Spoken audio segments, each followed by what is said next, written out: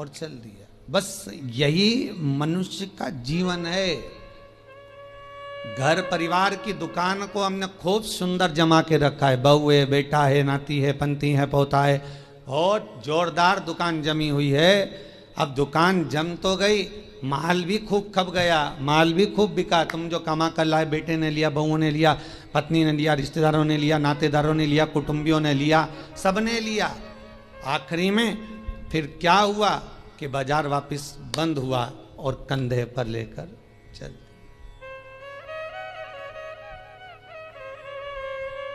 फिर निवेदन करूंगा, तुम दुकान पर बैठकर व्यापार में, व्यवसाय में, नौकरी में, तुम दुकान में जितना बैठकर कमा रहे हो उसका भोग तुम्हारी पत्नी, तुम्हारे बच्चे, बहुएं, पोता पोती, रिश्तेदार, कुटुंबी सब भोगेंगे। पर तुमने जिस तरह से कमाया है उसका भोग तुम्हें अकेले ही भोगना पड़ेगा, कोई दूसरा नहीं भोगेगा।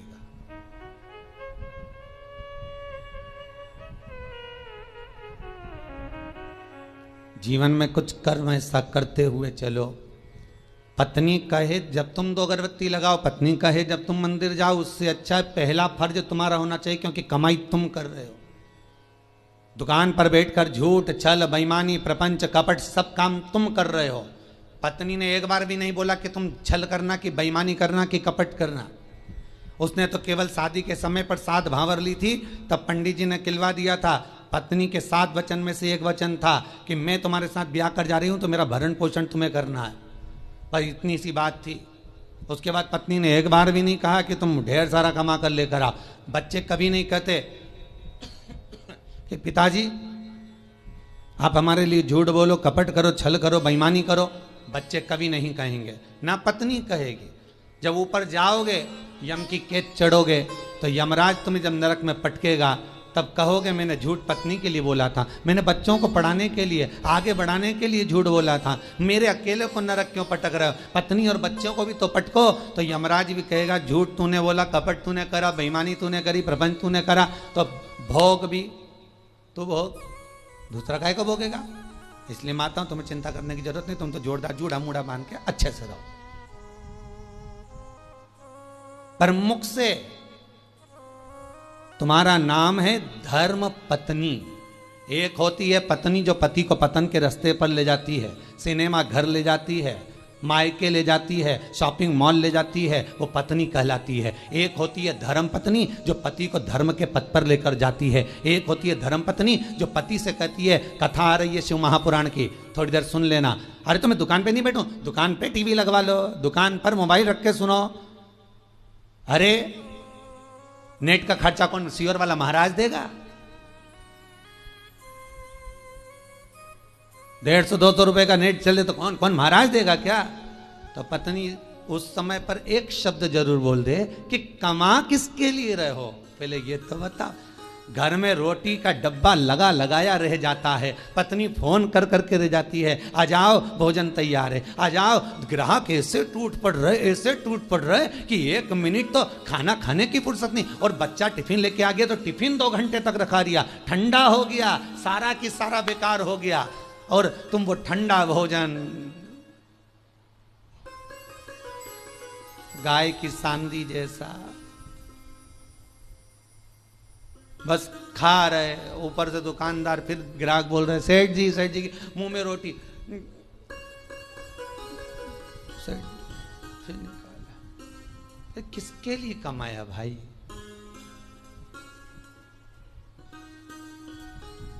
ना राम नाम लीनो तूने भरी जवानी में, तो डूब के मर जा रे चुल्लू भर पानी में। पर समझने वाली बात तो यह है कि इतना बड़ा मनुष्य चुल्लू भर पानी में डूबे कैसे? इतना बड़ा मानव चुल्लू भर पानी में डूब के मरेगा तो मरेगा कैसे? ये सोचने वाली बात है। तो उसमें भी शास्त्र में वर्णन किया, जो मनुष्य भगवान का भजन नहीं करता, जो मनुष्य भगवत स्मरण नहीं करता, जो मनुष्य भगवत कीर्तन नहीं करता, जो मनुष्य कभी स्मरण नहीं करता, वो कीड़े की तरह जन्म लेता है और कीड़ा चुल्लू भर पानी में डूबकर मर सकता। धर्म पत्नी का फर्ज है पति अगर कमा कर तुम्हें ला कर देता है तो तुम्हें चाहिए कि पति से कहो चलो दान करिए, चलो पुण्य करिए, चलो कथा सुनिए, संकीर्तन करिए। ये धर्म पत्नी का फर्ज है।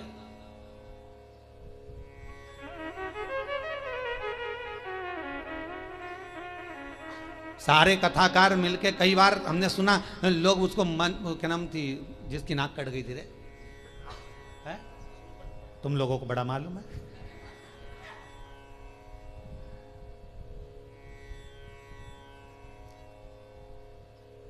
मतलब इतनी फेमस है वो, है? तुम्हें भी मालूम था? कड़ेल जी मालूम था? हाँ, बड़ी फेमस है वो भाई। होना भी चाहिए उसको फेमस, क्यों नहीं होना चाहिए? उसके बराबर दुनिया में कोई भक्त नहीं होगा भगवान का उसके जैसा। आप में से कितने लोग हैं जो भगवान के सामने जाकर कह दे मैं तुमसे शादी करूंगी? जितने लोग YouTube पर कथा सुन रहे, टीवी पर सुन रहे, ईमानदारी से बोल देना किसी ने जाकर भगवान के मंदिर में जाकर कहा हो हे भगवान मैं तुम्हारे साथ शादी करूंगी। तुम तो इंसान हो, वो राक्षसी थी सूर्पणखा जो भगवान के सामने सीधा प्रस्ताव लेकर पहुंच गई कि तुम सम पुरुष न मो सम नारी, इसलिए मैं तुमसे विवाह करना चाहती हूं। भगवान इतने खुश हो गए कि जिंदगी में कहीं की तो मिली जिसने कहा कि तुम्हारे जैसा पुरुष नहीं होगा, मेरे जैसी नारी नहीं होगी। दुनिया समझे तब तो। यहां तो जो जाए भगवान के पास नहीं जाता, भगवान दुकान नहीं चल रही, भगवान छोरा दे दो, भगवान बहू दे दो, भगवान ये दे दो। भगवान भी इतना बोर हो जाता कि भगवान ने भगत से कहा एक आध दिन तू आके बैठ जा यहां, एक बार आके बैठ जा। होता है एक भगत भगवान के पास पहुंच गया, भगवान सबसे ज्यादा अच्छी जिंदगी तो तुम्हारी है। भगवान ने कहा हमारी कहीं की जिंदगी अच्छी, और क्या, बढ़िया चांदी की थाली में पकवान आ रहे, लोग पंखा झेल रहे, एसी का रूम तुम्हारा, सारे मंदिरों देखे क्या ठाट के बने हुए हैं, मार्बल का फर्श, मखमल के गादी तकिया, क्या जोरदार जोरदार सारा ठाट, ऊपर चांदी का छतर लगा, हीरे के जेवरात पहने। भगवान सबसे ज्यादा सुखी तो तुम हो। भगवान ने कहा अगर ऐसा सुख है तो एक काम कर, 24 घंटे के लिए तू हमारी जगह खड़े हो जा, चल आजा। तो क्या उसमें क्या होगा? 24 घंटे का कोई सुख होता? भगवान कहने लगे तू खड़ा तो मैं तेरी जगह चले जाता, तू मेरी जगह चले जा। अब भक्त तो बहुत नाराज तो था ही, उसने कहा ठीक है उतरो नीचे, उतरो। तो भगवान विष्णु और लक्ष्मी का मंदिर था, नारायण और लक्ष्मी का। तो भगवान बोले मैं अकेला जाऊं तो पत्नी को भी लाना पड़ेगा ना, तो पति ने अपनी पत्नी को बुलवा लिया, तू भी आ जा, आज अपन भगवान की जगह खड़े होंगे। भगवान को बाहर बैठ जाओ, जाओ मंदिर के बाहर, हम दोनों खड़े। भगवान बोले जैसे हम खड़े वैसे की वैसे खड़े रहना हो, हिलना डुलना नहीं, नहीं तो लोगों को मालूम पड़ गया ना, सोच लेना। हाथ पांव कुछ नहीं हिलना चाहिए, कुछ नहीं हिलेगा, तुम्हारे जैसे ही खड़े रहेंगे बिल्कुल। तो हो जाओ खड़े। भगवान हट गए, उन दोनों को खड़ा कर दिया, धनी लुगाई को, दोनों को, पति पत्नी को। राम जी भगवान नारायण तो आराम से ऐसा हाथ करके खड़े, लक्ष्मी जी वैसा हाथ करके। तो लक्ष्मी जी ऊपर चढ़ी और लक्ष्मी जी ने उसकी पत्नी का हाथ ऐसा करा, ऐसा करी, मुस्कुरा, क्योंकि भगवान की मूर्ति मुस्कुराती हुई होती है ना। अरे करेगी नहीं करे दर्शन, कर दे ना, मुस्कुरा। और तुम भी ऐसे खड़े रहो, मुस्कुरा।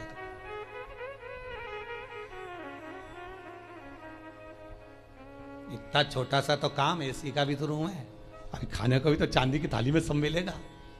पत्नी से बोला खड़े रहे तो भगवान के जाऊं? लक्ष्मी नारायण कहा ठीक है जाओ। अब कब आऊं?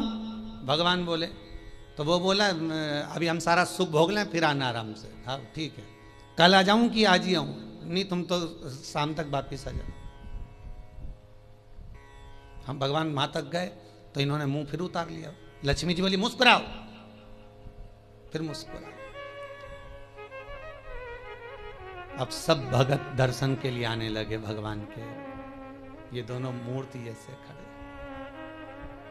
कोई के मेरी बहू ऐसी, कोई के मेरा बेटा ऐसा, कोई के धंधा पानी नहीं चले, नीचे से चीटा चढ़ गया।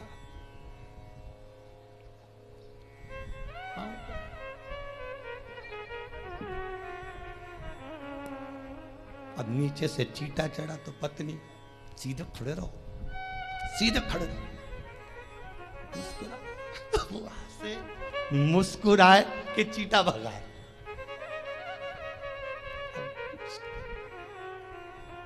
जहां लक्ष्मी जी खड़ी थी वही हाथ लेके मच्छर काटे जा रहा। पति बोले अभी तो मेरे से कह रही थी, मुस्कुरा, मच्छर खा रहा, मुस्कुरा। तब एक आया भगत, 11 दिए जला गया उनके बिल्कुल पांव के पास।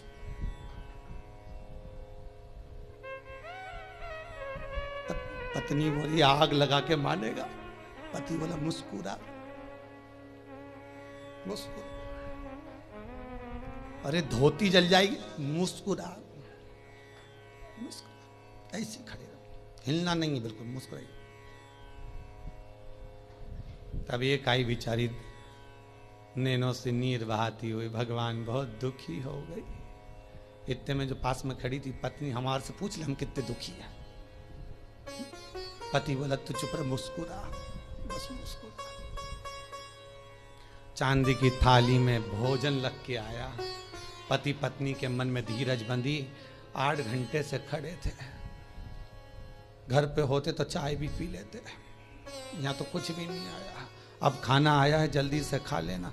पंडित जी थाली लाए, रखी, तुलसी डाली, हाथ में पानी लेके फेरा, घंटी बजाई, थाली ढाकी, वापिस ले गए। पत्नी बोली और आएगा क्या? पति बोला चुप रहे, आज का गया अब तो कल ही आएगा। खड़े रहे।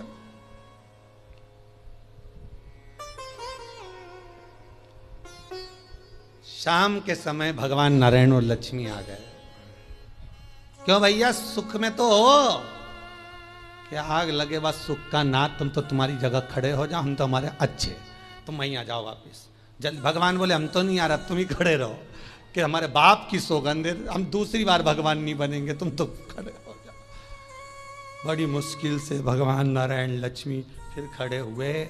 हमें लगता है सामने वाला व्यक्ति बहुत सुखी है, पर उसकी जगह पर जब हम बैठते हैं तब मालूम पड़ता है कि दुख जीवन में कितना पड़ा है। जीवन में दुख कितना है वो समझना। पकड़ कर हाथ जो तेरा, कहे तू लाडला छोरा, अभी सब साथ हैं तेरे, आगे होने को धोखा है। हरि भज लो, हरि भज लो, हरि भजने का मौका है। हमें अपने कुटुंबी, रिश्तेदार, नातेदार जितने भी हमें अपने लगते हैं, ये कोई अपना नहीं, केवल एक लुटेरा है। कितना सुंदर लिखा है।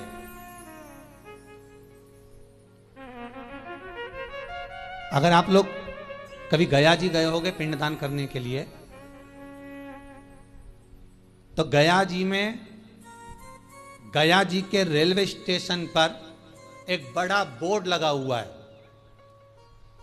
कि दुनिया के सबसे बड़े लुटेरे, चोटे घर के लोग ही होते हैं।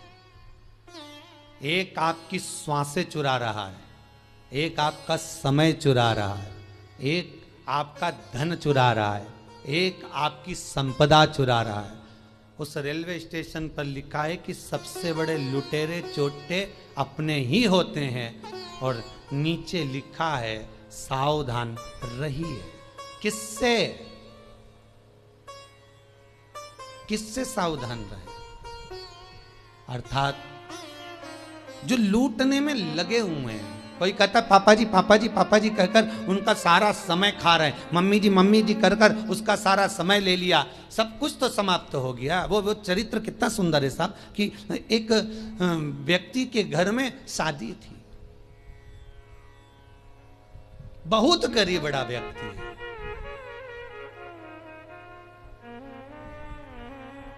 इतना गरीब व्यक्ति, इतना गरीब, और उसके घर में बेटी का ब्याह,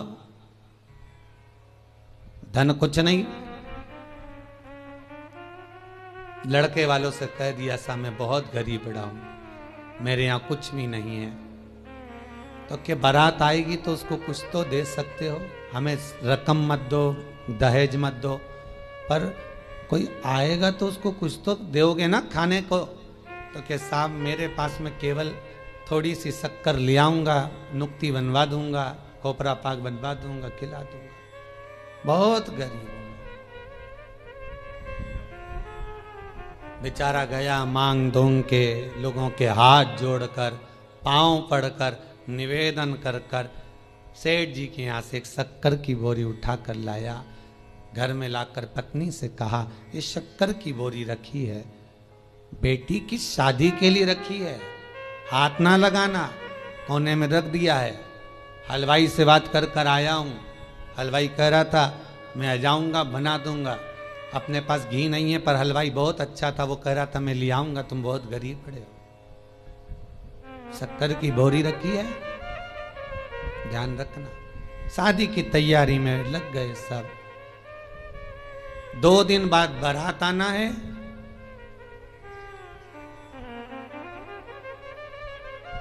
एक दिन पहले हलवाई आ गया। हलवाई ने आवाज लगाया, भैया शक्कर की बोरी लाओ। जब शक्कर की बोरी लेने के लिए गए, जाकर देखा तो वो शक्कर की बोरी केवल खाली पड़ी हुई थी।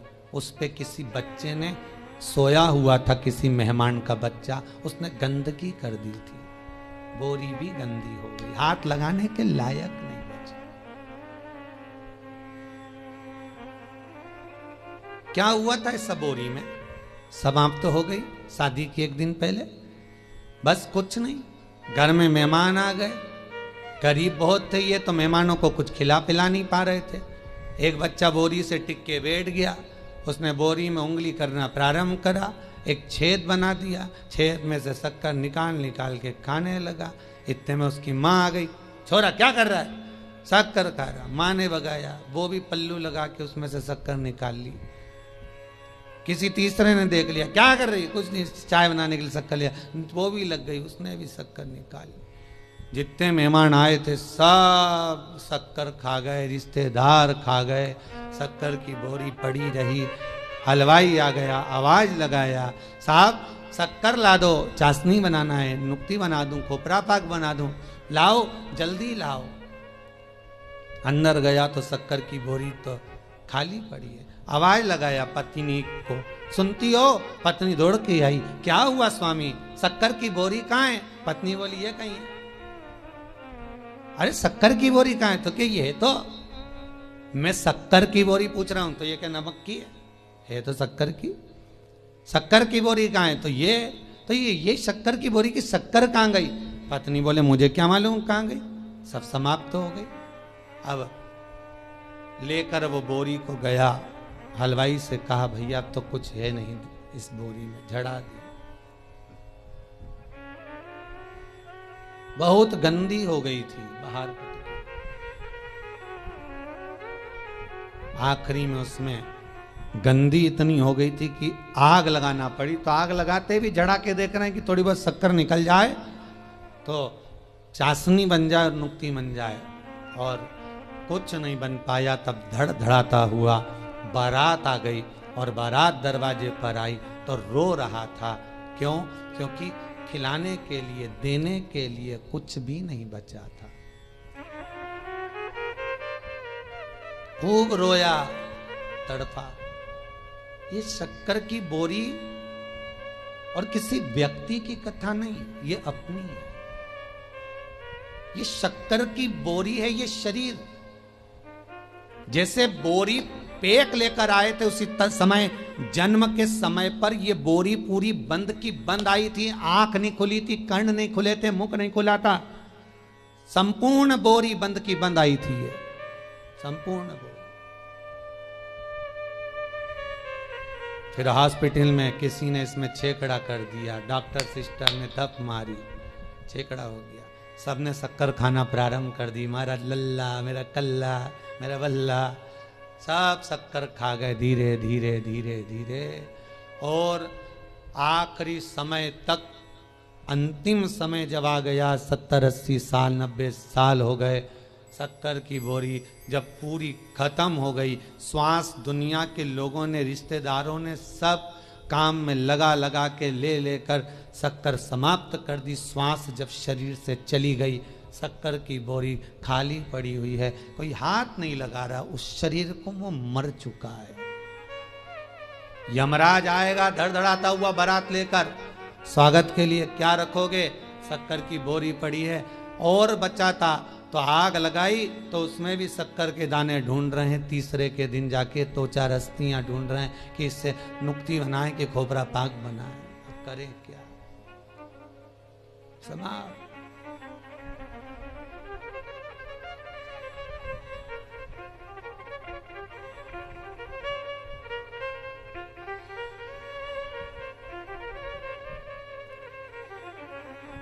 दुनिया के लोगों की एकता अगर देखना है, परिवार के लोगों की एकता अगर देखना है, मोहल्ले और संसार के लोगों की एकता अगर देखना है, तो दो जगह पर देखी जा सकती है। एक, जो व्यक्ति आगे बढ़ रहा है उसको गिराने में, और दूसरा मुर्दे को उठाने में। ये दुनिया के लोगों की एकता, ये दो जगह पर देख सकते हो। अगर कोई व्यक्ति आगे बढ़ रहा है, उन्नति कर रहा है, परिवार का हो चाहे कहीं का भी हो, जब आगे बढ़ता है सारे परिवार के लोग उसका टांग खींचना प्रारंभ कर देते हैं। हो वो तो ऐसा है, वो तो वैसा है। सारे कुटुंब के लोग उसके ऊपर उंगलियां उठाना चालू कर देते हैं, उसके ऊपर अपशब्द कहना चालू कर देते हैं, वो तो ऐसा। तो दुनिया के लोगों की एकता दो जगह पर नजर आती है। एक, दुनिया के लोग किसी को गिराने में तुरंत एक हो जाते हैं, किसी की बुराई करने में तुरंत एक हो जाते हैं, और एक, मुर्दे को उठाने में लोग एक हो जाते हैं। भले फिर कहेंगे अरे बेचारा मर गया, बहुत अच्छा था, बहुत अच्छा था, तो कभी उसको राम राम ही कर लेता है, एक आध बार जय श्री कृष्णा कर लेता, हर हर महादेव कर लेता। जब मर गया तब कह रहे बहुत अच्छा था। और सबसे अच्छा जब लगेगा जब वो शोक पत्र तुम्हारे पास आएगा और उसमें लिखा रहेगा इतनी वजह से इतनी वजह तक पगड़ी है, इतनी वजह से इतनी वजह तक रसोई है। और जब तुम जाके ना गुलाब जामुन ने खोपरा पाक ने बूंदी जब खाओगे, नुक्ति का रायता में बूंदी डाल डाल के डुबक डुबक के सेव डाल के जब पूड़ी के साथ खाओगे, और जितनी तुमने बुराई करी है उसके घर की नुक्ति और सेव कहीं ऐसी पच जाएगी।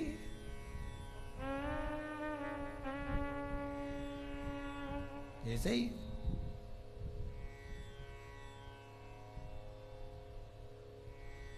सहज नहीं है महाराज।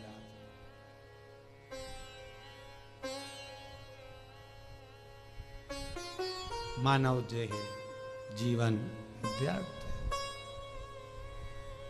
जितना भजन कर सकते हो, जितना स्मरण कर सकते हो, जितना मंत्र जाप कर सकते हो, जितना नाम जाप कर सकते हो, वो आपका है। वो टल नहीं सकता, वो व्यर्थ नहीं जाएगा।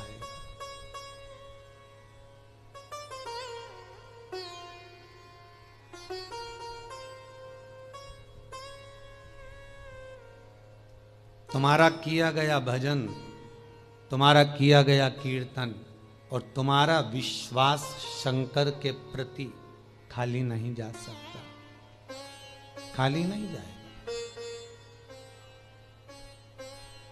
विश्वास अगर पूर्ण है तो भगवान मिल जाएगा।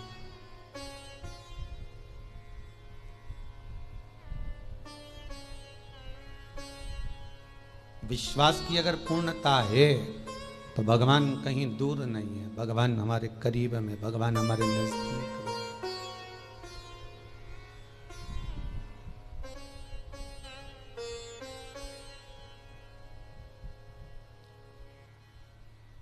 कल गौशाला में हम शाम के समय पर थे, कथा के बाद आप लोग यहाँ कीर्तन कर रहे थे।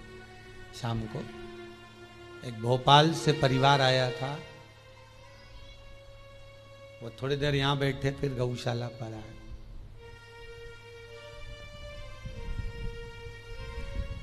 हमने कहा वहां जाकर बैठो हॉल में, दर्शन करो, कीर्तन चल रहे हैं, भाभी जी की भजन गा रही थी, कल हम सुन रहे थे वहां पर।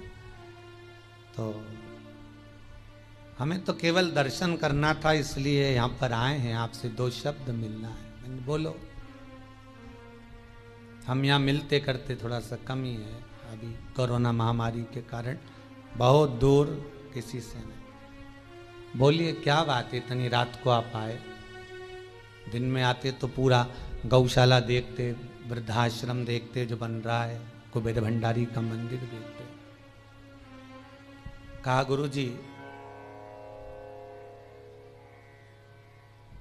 कौन सा काम होता है जो क्रूज मुरूज जब बिकते हैं उसका वो जो सामान बेचते हैं, मटेरियल वगैरह जो भी हो, री मटेरियल बेचने का, उस व्यक्ति ने कोई क्रूज मुरूज का री मटेरियल बेचते हैं, कुछ बेकार भंगार जो भी होता होगा, उसको बेचने में उसके 28 लाख रुपए उलझ गए थे। तो वो केवल ये बताने के लिए आया था कि 2 उपाय कर लिए, वो 28 लाख रुपए जो 12 साल से उलझे थे वो आ गए, बस ये बताने के लिए आया। हमने कहा आ गए तो शंकर जी को धन्यवाद दो, भोजन करो, जाओ, यहाँ तो भोजन चालू है, खाओ जाओ। आज आते आते हमारे आगर वाले भी, क्या नाम बताया, मेठी जी है, उनके चेहरे पे आज बहुत खुशी दिख रही है मेठी जी, और होना भी चाहिए। एक बार खड़े होके बताएंगे आप, थोड़ा सा दिखाइएगा मेठी जी, आज क्या खुशी मिली है आपको? माइक देना जरा उनको। आज उनको बड़ी खुशी मिली है, यहां आकर पांव रखकर आप आए, तो आपको क्या खुशी है कुबेर भंडारी के मंदिर से मिल गई है ऐसी?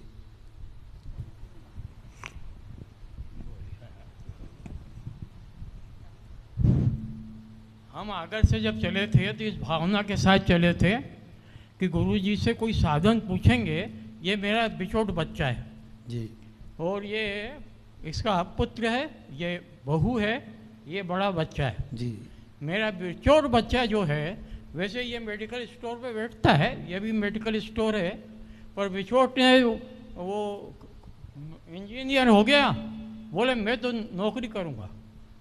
ठीक है भाई, नौकरी कर, 2-4 जगह करें, कहाँ करें। हम आपसे ये निवेदन करने आए थे कि या तो आप इसको कोई परमानेंट नौकरी की कोई साधन बता दो, और नहीं तो इसे घर वापस बुलवा दो। हमने आके यहाँ पे बैठे, पानी वानी पिया, भोजन किया, फिर गौशाला में दर्शन करने गए। बस गौशाला से दर्शन करके हम जैसे ही यहाँ आए और उसका मैसेज आ गया कि बाबूजी मुझे मेट्रो में अपॉइंटमेंट मिल गया है परमानेंट, आगरा से मेट्रो चलेगी, उसमें मैं सरकारी नौकरी उसे प्राप्त हाँ, हो गई। हाँ, बहुत बहुत धन्यवाद। बैठिए मेठी जी, ये आपकी कृपा है। नहीं, बाबा की कृपा है बेटी, बहुत बहुत साधुवाद। आपका प्रेम, विश्वास, करुणा केवल भगवान पर अगर है तो मेरा विश्वनाथ कमी कुछ नहीं रख सकता। वो विश्वास आपके भीतर शंकर की कृपा से आना चाहिए। कोई जरूरी नहीं कि हम मिले ना मिले, परंतु आपका विश्वास यदि शिव के प्रति है, शंकर के प्रति है, तो बाबा उस विश्वास को पूर्ण करता है। तो विश्वास पूर्ण करता। अब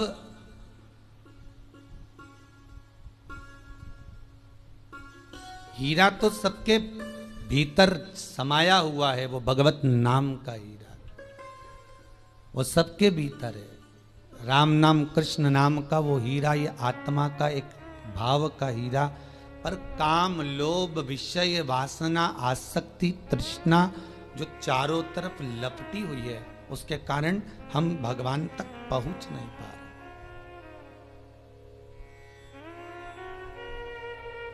ठंड के दिनों में रेलवे स्टेशन पर जाकर खड़े होंगे तो मालूम पड़ेगा ये एक्सप्रेस इतने घंटे लेट चल रही है। पूछा जाए क्यों, तो कहा धुंध बहुत है, कोहरा छाया हुआ है, इसलिए ये धुंध के कारण, कोहरे के कारण बहुत लेट चल रही है। ट्रेन के सामने धुंध पड़ी है, इसलिए ट्रेन भी लेट हो जाती है। मन के सामने अहंकार की, लोभ की, विषय वासना, काम की धुंध चढ़ी है, इसलिए यह मन मेरे शंकर तक नहीं पहुंच पाता। इस मन को शंकर तक पहुंचाने के लिए अहंकार, काम, लोभ, विषय, वासना, आसक्ति, तृष्णा की धुंध को हटाना होगा। जब ये धुंध हट जाएगी, भगवान मिल जाए तो प्राप्त हो जाए।